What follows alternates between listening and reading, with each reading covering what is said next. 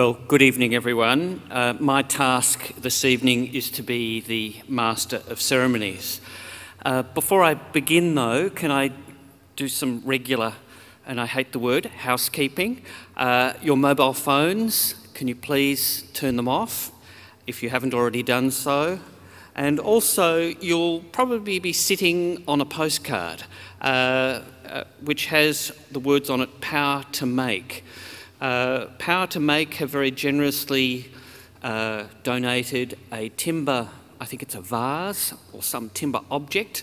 So if you drop your business card into a timber receptacle on your way out, you'll be in the drawer for this very handsome object.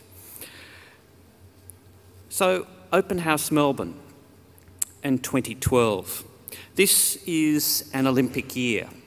And quite appropriately, Open House Melbourne have decided to make this particular evening one to do with gold medalists, the idea of, if you like, people at the peak of their profession. So this evening we're going to be delighted to hear from, if you like, 6 gold medalists in the disciplines of architecture, landscape architecture and interior design. Each one of them is going to talk about a single project and then, as is the habit of this series, finish with one of their favourite Melbourne buildings. And this has always been a great tradition of these evenings, to actually see what our great practitioners, what are their favourites. And as always, I have to show one of my favourites as well. And I've looked back at the list of gold medalists of the Royal Australian Institute of Architects who came from Melbourne.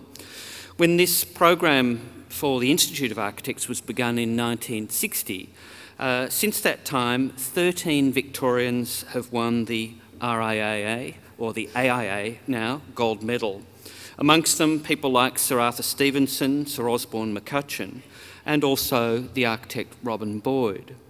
But one of my favourites amongst these 13 winners is, of course, Roy Grounds, a gold medalist in 1968, in his building, the National Gallery of Victoria. And the reason that this is one of my favourite Melbourne buildings, it's a building which is a Melbourne city block long. It's in the sort of Oriental palazzo, particular to Melbourne's history of Renaissance Revival palazzi from the 19th century.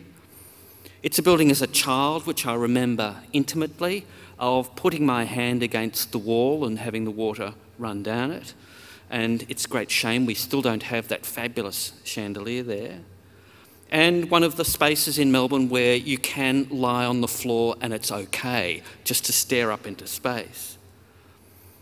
And a building too which is about the earth, which is a Victoria, our bluestone, and a remarkable facade, I think, to the National Gallery of Victoria, and this persimmon tree which Grounds had planted originally in the first courtyard that you came to, sitting now in the rear garden, in the sculpture garden, with its mound of pebbles. And there's something sort of wonderfully local, perverse and specific about the National Gallery of Victoria, which says Melbourne every time. So each of our speakers will have one of these buildings which we hope you will also enjoy as being a favourite.